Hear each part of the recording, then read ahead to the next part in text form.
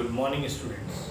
Class 10 subject maths chapter first real numbers. तो बेटे real numbers हम डिस्कस कर रहे हैं। एक्सरसाइज 1.3 की बात करेंगे। 1.3 में हम क्या डिस्कस करेंगे बेटे? रेशनल और इरेशनल की बात करेंगे। तो first of all what is the rational number? You know very well that is the form p upon q is called rational number, but q not is equal to 0. Okay. Mathematics first question of one exercise 1.3 is prove that root 5 is irrational. मैं ये prove करके दिखाना कि ये जो है irrational है।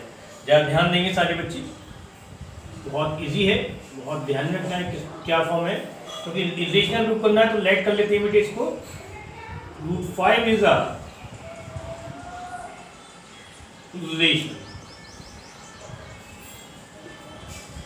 Rational number. That is अगर रेशनल नंबर है तो रूट 5 इज इक्वल टू क्या मानेंगे बेटे? p upon Q, but Q not is equal to 0। ये तो हमें मालूम है। देखें बेटे क्या करते हैं, हमने इसको क्या करेंगे? एस बी एस कर देंगे। क्या करेंगे बेटे? S B S mean squaring both sides. We get कितना हो गया? रूट 5 का square p square upon Q square. कितना रहेगा बेटी? 5 is equal to p square upon Q square. Okay, या देखें कितना हो गया बेटी? तो इसको हम लिख सकते हैं p square is equal to cross multiplication कर रहे हैं, अपॉन 1 मान लिया मैंने। p square is equal to 5 q square. तो इसका मीन्स क्या होगा? यानी कि p स्क्वायर जो है किससे डिवाइड है बेटे? 5 से डिवाइड है। या हम इसको फॉर्म में दिखा सकते हैं q square is equal to p square upon 5। तो p स्क्वायर किससे डिवाइड है बेटे? 5 से। तो क्या देखेंगे बेटे? कॉन्सेप्ट देखेंगे। सो 5 डिवाइड्स p स्क्वायर। यह हम लिख सकते हैं जब p स्क्वायर डिवाइड्स होगा तो 5 डिवाइड्स p को भी करेगा बेटी, करेगा नहीं करेगा? तो इसका मतलब p क्या हो गया बेटी? 5 का मल्टीपल हो गया। देखें बेटी किसका मल्टीपल हो गया? 5 का मल्टीपल हो गया। तो क्या लेट कर सकते हैं हम? हमने लेट कर लिया। Therefore p is equal to 5m। m हमने क्या मान लिया? m is a multiple किसका बेटे? p का। अगर हमने m इसका मल्टीपल मान लिया तो हम इसकी वैल्यू बेटे इसके अंदर पुट करेंगे। क्या देखें, लेकिन किसकी वैल्यू पुट करनी है? p स्क्वायर की। तो क्या देखेंगे कितना हो गया? एस बी एस कर देते हैं इसका भी। तो कितना हो गया? p square is equal to 25 m square. तो वैल्यू बेटे इसके अंदर पुट कर रहे हैं। क्वेश्चन नंबर मैंने 1 यहां मान लिए। फ्रॉम 1 में बात कर रहे हैं, फ्रॉम 1 एंड 2। देखिए इधर कितना होगा p स्क्वायर की value? 25 m square is equal to 5q square. तो 5 से 5 टाइम्स कैंसिल, कितना रहेगा बेटी? 5m square is equal to m square is equal to बेटी क्या लिख सकते हैं हम? q square upon 5। तो कंडीशन हुई कि 5 डिवाइड्स q स्क्वायर। क्या देखिए? सो 5 डिवाइड्स q स्क्वायर। तो हम ये भी लिख सकते हैं 5 डिवाइड्स q। अब आप मुझे एक बात बताइए, एक एग्जांपल मैं आपको पूछ रहा हूं। अगर 5x इज इक्वल टू 35 है तो x इज इक्वल टू कितना आ गया बेटी? 7। अब आप मुझे बताइए कि अगर मैं यह मान लूं कि भाई 35 का तो ऑलरेडी डिवाइड कर रहा है 5, तो क्या 7 को भी डिवाइड करेगा? मींस x को भी डिवाइड करेगा। मींस x का मतलब 7 को क्या डिवाइड करेगा? नहीं करेगा ना। तो ये तो पॉसिबल हो ही नहीं सकता। यही कंडीशन वही है, डिक्टो कंडीशन है। x कहां है? x का वर्क क्या हमारा? q है। x का वर्क कौन कर रहा है? यहाँ पर q वर्क कर रहा है। तो ऐसा तो पॉसिबल नहीं हो सकता। तो जो हमारा कंट्राडिक्शन है वो कैसा है बेटे? रॉन्ग है। यानी जो हमने माना वो कैसा हुआ? वो हमारा रॉन्ग है। तो हम क्या लिख सकते हैं यहाँ पे कि जो हमारा ऑलरेडी हम मान रहे हैं तो हम उसको क्या करेंगे? हमारा अजम्पशन इज अनकरेक्ट होगी बेटी। That is our assumptions is incorrect. पहले आप यहां से बताइए, बात समझ में आ गई नहीं आ गई कि हमारा जो हमने माना वो रॉन्ग हुआ ही नहीं हुआ?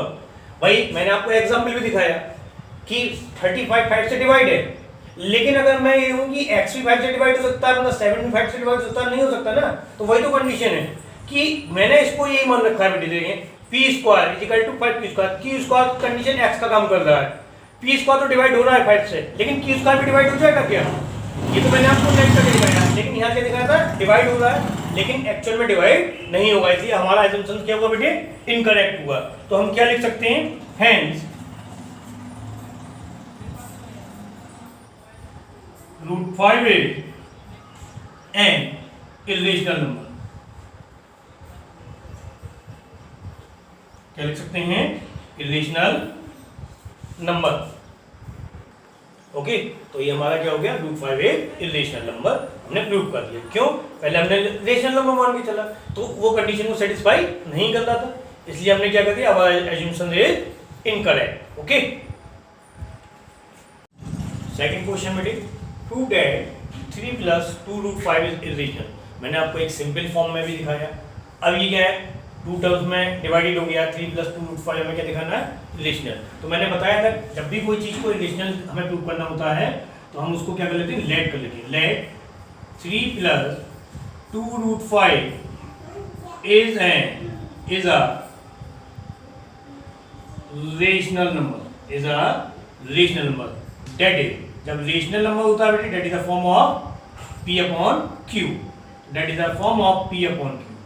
अब देखिएगा यहाँ पर आपको मालूम है कि जो अभी मैंने प्रूव करा था, रूट वाली वैल्यू जो है वो कैसी होती है, रेशनल नंबर की फॉर्म में होती है। तो फर्स्ट ऑफ ऑल इसको पहले सॉल्व करेंगे। 2√5 पॉजिटिव वाला उधर ले जाए, किस चीज का हो गया बेटे, P/Q -3। तो √2 इजिकल टू कितना रहेगा, √5 इजिकल टू P/2Q -3/2। अब आप एक बात देखिएगा, मेरे पास जो वैल्यू है बेटे, सही है, ये क्या है, that is a form of P/Q, that is a form of P/Q। ये P/Q की फॉर्म में है, तो हम क्या लिख सकते हैं, since P and Q are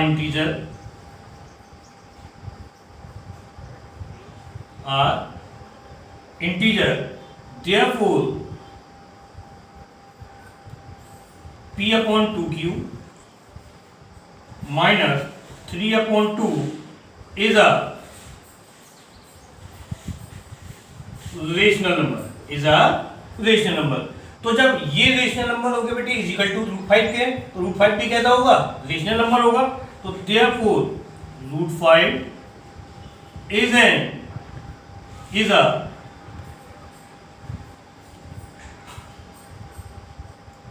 rational number. Okay, लेकिन हमने अभी जो प्रूव किया था √5 कैसा था बेटे, irrational number, but √5 is okay बेटी, तो √5 is an irrational number.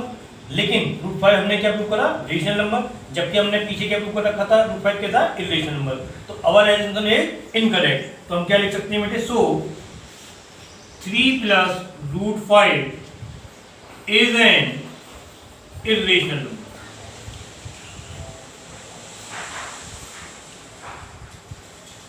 irrational number, hence proved। is that clear? मैंने आपको 2 टाइप्स के क्वेश्चन एक्सप्लेन कर दिए, एक तो सिंपल वाला और एक 2 टर्म्स वाला। ओके, और थर्ड क्वेश्चन बेटे इसी टाइप के हैं जो मैंने फर्स्ट क्वेश्चन और सेकंड क्वेश्चन करा। अब आपको खुद करना है, अगर कोई प्रॉब्लम आती है तो आप मुझसे कांटेक्ट करेंगे, मैं उसको आपको सही उसका सॉल्यूशन आपका एक्सप्लेन करूंगा according to both question. Okay okay बेटी, नेक्स्ट एक्सरसाइज में हम बात करेंगे टर्मिनेटिंग और नॉन टर्मिनेटिंग। तो you know very well according to the class 8 terminating, what is the terminating? Terminating is the form of 2 to the power n multiply 5 to the power m।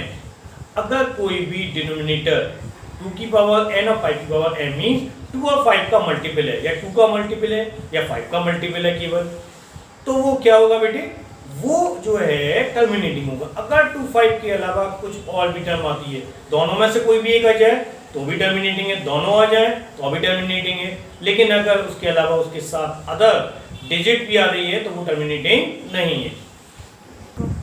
तो terminating की form की बात कर रहे हैं, मैंने बताया 2 की power n into 5 to the power n। अगर ये फॉर्म है, ओके, या दोनों में से एक भी है तो वो टर्मिनेटिंग, अदरवाइज नॉन टर्मिनेटिंग। तो फर्स्ट क्वेश्चन से बात करेंगे बेटे हम। 13/3125 मैंने बताया था क्या होना चाहिए, यानी डिनोमिनेटर में, ये डिनोमिनेटर की बात कर रहा हूँ, डिनोमिनेटर में ये फॉर्म होनी चाहिए बेटे। ओके, तो देखें चेक करेंगे 3125 के हम प्राइम फैक्टराइजेशन कर लेते हैं। 5 से हमने इसको हम डिवाइड कर रहे हैं, चेक करेंगे 5 से हम डिवाइड करके बेटे। देखें 5 6 30 हो गए बेटे, 5 2 जा 5 5 जा, 5 से डिवाइड करा 5 बन जा 5 5 2 जा 10 5 5 जा, 5 से डिवाइड करा 5 2 जा 5 5 जा, 5 से डिवाइड करा 5 5 जा, 5 से डिवाइड करा 5 5 जा। तो देयरफॉर 13 अपॉन, इसको हम क्या लिख सकते हैं 5 into 5 into 5 into 5 into 5 into कितने टाइम 5 टाइम। मैंने एक बात बोली थी, टर्मिनेटिंग फॉर्म क्या होती है बेटे, जिसमें फॉर्म जो है अगर डिनोमिनेटर 2 की पावर n और 5 टू की पावर m अगर आती है, या इनमें से कोई भी एक, या 2 भी आ जाता है या 5 की पावर m भी आ जाता है, तो it is a terminating. Okay, तो देखें इसको हम लिख सकते हैं 13/5 टू दी पावर 5। तो 5 टू दी पावर 5 ऑलरेडी हमारे पास आ गया। इसका मतलब क्या है, हम लिखेंगे the denominator, the factors of the denominator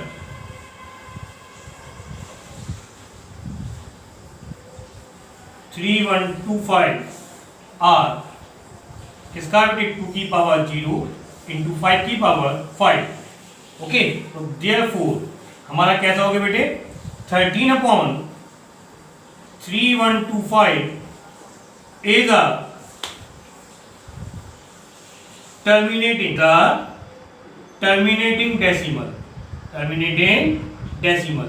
अब मैं आपको एग्जांपल और दिखा रहा हूं कि नॉन टर्मिनेटिंग डेसिमल का बेटे। देखिएगा ऑलरेडी इसके अंदर सेकंड क्वेश्चन मैंने एग्जांपल दिया है 29/343। तो डिनोमिनेटर से बात करेंगे बेटे हम, सही है। तो देखें क्या है 343 किससे डिवाइड हो रहा है आप बताइएगा, 7 से डिवाइड हो रहा है। कितने टाइम गया 7 4 जा 7 9 जा, कितने टाइम गया 7 7 जा। तो जा देखें क्या लिख सकते हैं इसको हम 29/7 इंटू 7 इंटू 7, तो 29/7 की पावर 3। क्या ये फॉर्म में है? ओके बेटे, तो इसमें 2 और 5 मल्टीपल नहीं आया, 7 आ गया, तो क्या ये फॉर्म में नहीं है, तो क्या लिखते हैं that is a non terminating repeating decimal. एक बात ध्यान रखनी है, अगर 2 और 5 आते हैं, अगर वो आते हैं तो टर्मिनेटिंग है, अगर उसके अलावा और डिजिट आती है तो वो नॉन टर्मिनेटिंग है।